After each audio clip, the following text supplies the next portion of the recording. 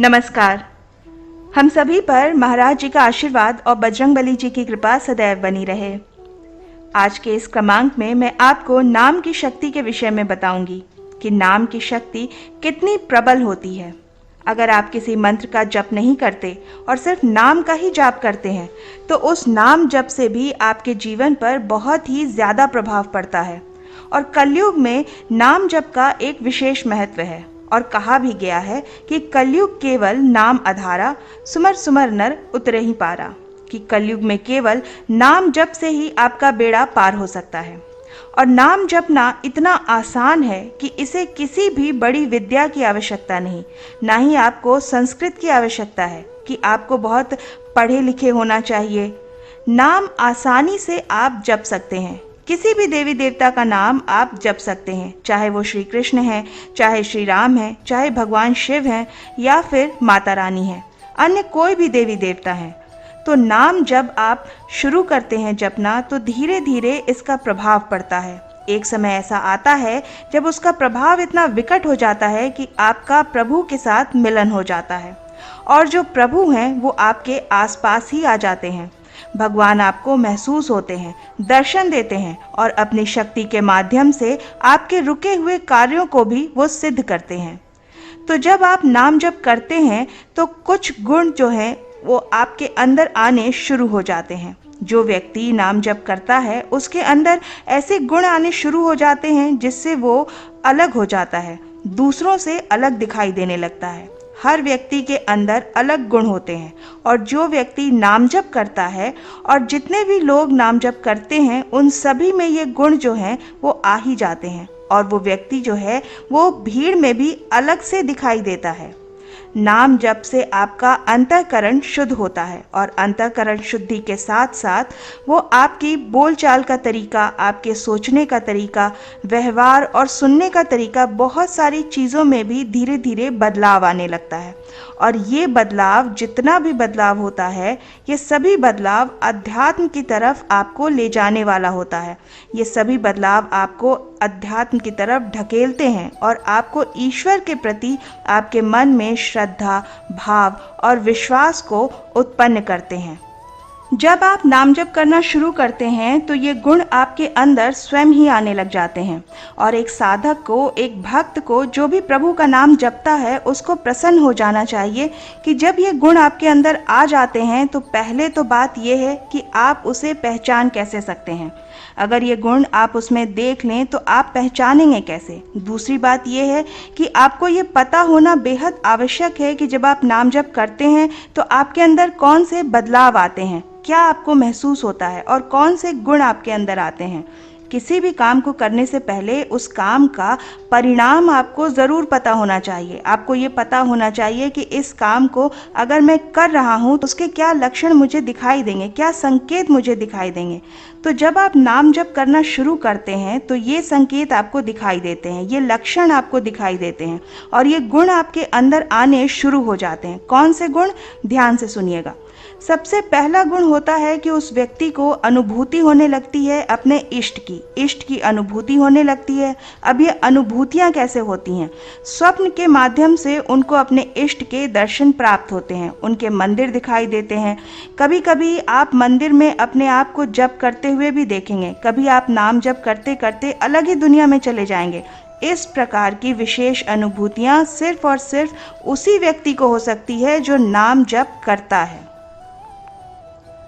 दूसरी अनुभूति होती है सकारात्मक ऊर्जा से या पूर्ण रूप से आप भर जाते हैं। आपके अंदर इतनी सकारात्मक ऊर्जा आ जाती है कि नकारात्मक विचारों का कोई स्थान ही आपके अपने दिमाग में या मन में रहता ही नहीं है। तीसरा संकेत, तीसरा बदलाव आपके अंदर आता है कि इस सपने में भी आपका नाम जप चलता रहता है। आप जब सो रहे होते हैं आपके मुख से निकलता रहता है या फिर आपके सपने में आप देखते हैं कि आप वो नाम जप कर रहे हैं। किसी मंदिर में जब आप जा रहे हैं या फिर अपने घर के मंदिर में भी आप बैठकर जप कर रहे हैं। आपको ऐसा लगेगा कि जैसे आप किसी शांत जगह पर बैठकर जप कर रहे हैं। इस प्रकार की विशेष अनुभूतियां आपको होती रहती हैं। साथ ही जो व्यक्ति नाम जप करते हैं, उन्हें अकेला रहना ज़्यादा पसंद आता है। उन्हें दिखावे की दुनिया पसंद नहीं होती। वो दिखावा बिल्कुल भी नहीं करना चाहते हैं। ऐसे लोग अपनी पूजा पद्धति को बिल्कुल छिपा कर रखते हैं। वो अपने और अपने ईश्वर के बीच तक ही सीमित रखते हैं। वो दिखावा किसी तरीके का नहीं करते हैं। वो अकेले ही रहना पसंद करते हैं, और जब वो अकेले रहते हैं तो कभी भी उन्हें अकेलेपन का महसूस नहीं होता। वो सदा ही अपने इष्ट को अपने साथ महसूस करते हैं। साथ ही वो व्यक्ति अपने मन का मंथन भी करते रहते हैं। उनके मन में अपने आप ही ऐसे प्रश्न आते हैं कि वो कौन हैं, वो इस धरती पर क्यों आए हैं, उनके जीवन का क्या उद्देश्य है। इस तरीके के प्रश्नों का मंथन वो स्वयं ही करते रहते हैं, और वो अध्यात्म की तरफ और तेज गति से बढ़ने लगते हैं। जो व्यक्ति नाम जप करता है, आप देखेंगे कि उसके अंदर एक विशेष लगन होती है। उसे किसी भी भजन में, उसे किसी भी कीर्तन में, उसके चेहरे को देखकर ही आपको वो तेज अनुभव होगा कि ये व्यक्ति पूर्ण रूप से ईश्वर के प्रति समर्पित हो चुका है, और वो इतना भाव विभोर हो जाता है कि वो अपनी सुध बुध ही भूल जाता है।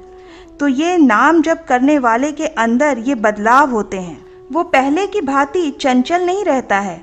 ऐसे लोग गंभीर हो जाते हैं और गंभीरता से अपने विषय में सोचते हैं, अपने बारे में जानने की कोशिश करते हैं। इतना ही नहीं, ऐसे जो नाम जप करने वाले लोग होते हैं, वो दूसरे व्यक्ति के चेहरे को देख करके भी उसकी मंशा को जान लेते हैं कि अमुक व्यक्ति जो मेरे सामने खड़ा है, वो उसकी मंशा क्या है, वो क्यों मेरे पास आया है। इन सारी चीज़ों को वो पहले ही भांप लेता है। साथ ही जो व्यक्ति नाम जप करता है, उसके अंदर एक बहुत ही ज़बरदस्त गुण आ जाता है, और वो ये होता है कि वो पाप कभी नहीं करता है। पाप करने से उसे डर लगता है, गलत काम करने से उसे डर लगता है। वो सोचकर भी इन कामों को नहीं करता, विशेष रूप से जो पाप की श्रेणी में आते हैं। किसी का दिल दुखाना, किसी को मारना, किसी को पीटना, घर परिवार में गाली गलौज करना, इस प्रकार से, या फिर माता पिता से गलत व्यवहार करना, वो इस तरह के कर्म कभी नहीं करता है। ये लोग इस बात को भली भांति जान चुके होते हैं कि इस जीवन के आगे भी कोई जीवन है, और मृत्यु तो आनी ही है, मरना सभी को ही है। उन्हें मृत्यु का कोई भय नहीं रह जाता है।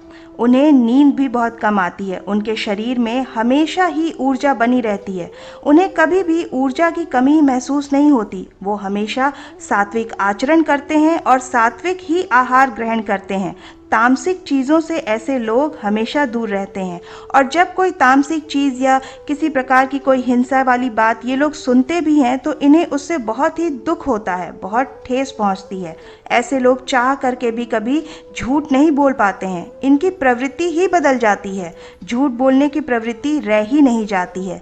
तो अब आप खुद को देखें, अपने अंदर झांकें कि आप जो नाम जप करते हैं, आप जो मंत्र जाप करते हैं, उसका कितना प्रभाव आपके ऊपर पड़ रहा है।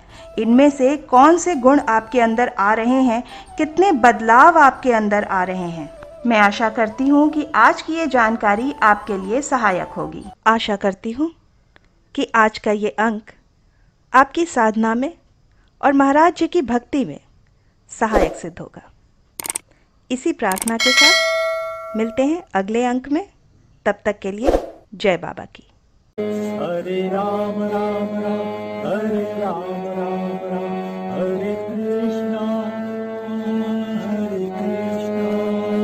कृष्ण कृष्ण हरे हरे हरे राम